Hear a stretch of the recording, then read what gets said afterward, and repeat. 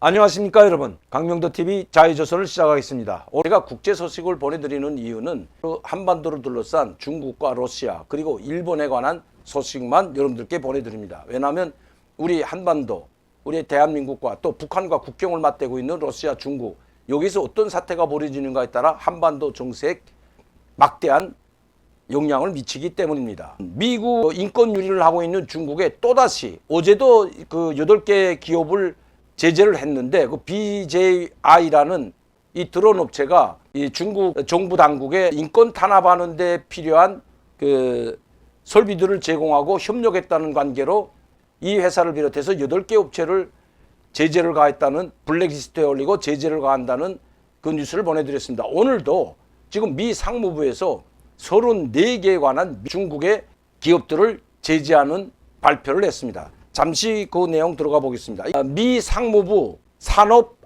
안보국이라는 이 부서에서 34곳의 기업들을 거래 제한 기업으로 등록했다는 것입니다. 이렇게 되면 미국 기업들과 어떤 거래도 할 수가 없는 거죠. 또 재무부는 어제도 8곳의 BJI와 같은 이 드론 업체를 비롯한 최첨단 업체들 8곳을 블랙리스트에 올려놨고, 이 상원은 인권 탄압을 일삼고 있는 위굴족에 대한 관련법을 통과시키면서 시켰다는 뉴스가 나와 있습니다. 이렇게 지금 전방위적으로 미국이 중국을 압박하는 것은 바로 대만을 침공하려는 이 중국의 길을 꽂기 위한 것으로 보여집니다. 또 대만을 침공하는데 침공하기 위한 이 중국의 이 길을 꽂는 데도 있지만, 중국이 이 동남아 국가들을 비롯한 인권 유린에 계속해서 인권 유린을 하고 있기 때문에 이것을 빌미로 중국을 전방위적으로 압박하고 중국이 제 초인류 국가로, 즉 미국을 따라하는 것을 예방하기 위한 차원에서 이렇게 전면적으로 중국을 전방위적으로 군사적으로, 경제적으로, 정치적으로 압박하고 제재를 가한다는 것입니다. 이렇게 해야만이 중국이 공산당 일당 독재이기 때문에 이 중국은 대만뿐만 아니라 동남아시아 국가들의 영향력을 확대하면서 자기들의 이 세력을 확장하려고 하고 있습니다. 그리고 반미 전선을 형성하기 때문에 이런 것을 막기 위한, 또 자유와 민주주의 그리고 시장경제의 가치를 존중하는 국가들과 연합하여 중국을 포위하는 전략을 계속 세우고 있다는 것입니다. 미국 정말 대단한 것 같습니다. 외교적 보이콧, 즉 내년 2월에 있을 베이징 동계올림픽 외교적 보이콧과 함께 이런 중국을 전방위적으로 인권 유린을 빌미로 계속해서 압박하고 있는데, 이건 중국뿐만 아니라 북한도 마찬가지입니다. 중국과 함께 북한도 제재 대상에 올린 것은 이미 알려진 사실입니다.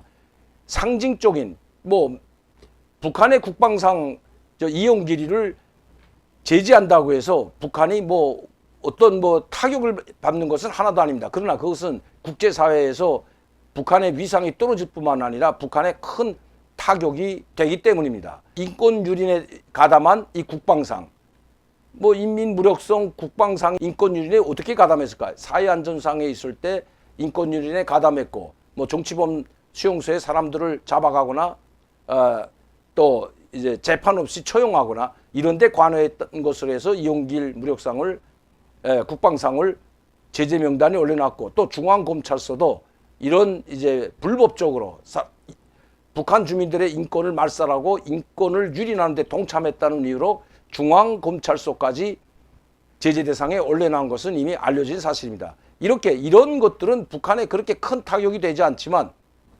세계사회, 특히 국제사회에서 북한의 위상이 추락할 수가 있기 때문입니다.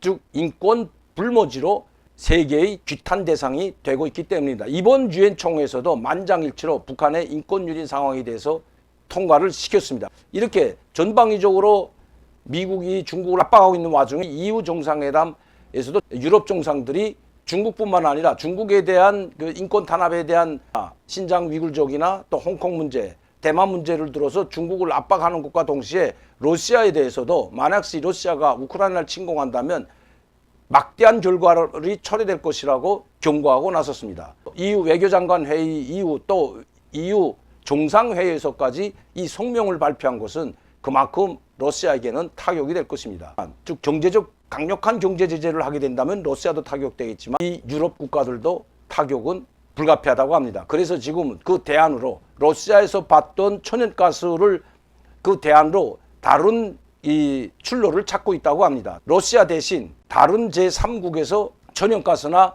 프로판가스를 들여올 수 있는 그 대안을 지금 찾고 있다는 것입니다. 아마 러시아가 우크라이나를 침공한다면 노르스트림 2라는 이 송유관, 가스관이죠. 러시아의 최대 가스 공사로부터 독일로 지금 연결되어 있는 이 가스관을 중단하게 된다면 가장 큰 타격이 받는 것이 독일이라고 합니다. 그래서 독일은 여기에 적극적으로 참여하지 않고 있는 것도 사실입니다. 유럽 국가들이 모두 만에 하나 이제 우크라이나를 침공했을 때 동참하게 된다면 독일 혼자서 이걸 감당할 수가 없다는 것입니다.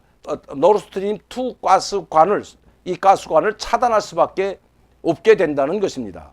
그래서 독일도 지금 전전긍긍할 뿐만 아니라 러시아에서 들여오던 가스를 제3국에서 또 미국이나 아니면 이 중동 국가들에서 들여오는 그 방안을 찾고 있다는 것입니다. 미국의 그 셰일 가스라는 걸 대량 생산한다고 했는데 그 가스 문제에 대해서는 요새 줌줌한 것 같습니다. 이 셰일 가스만 미국의 대량 생산만 하더라도 이 러시아를 대체할 수 있는데 왜 미국은 이 셰일 가스를 추출하고 생산하다가 중단했는지, 물론 인건비라든가 거기에 들어가는 자금에 비해서, 추출하는 자금에 비해서, 생산비에 비해서 이 가격이 맞지 않아서 중단됐다는 이야기도 있지만 한때 이 셰일 가스가 집중 조명을 받았던 것도 사실입니다.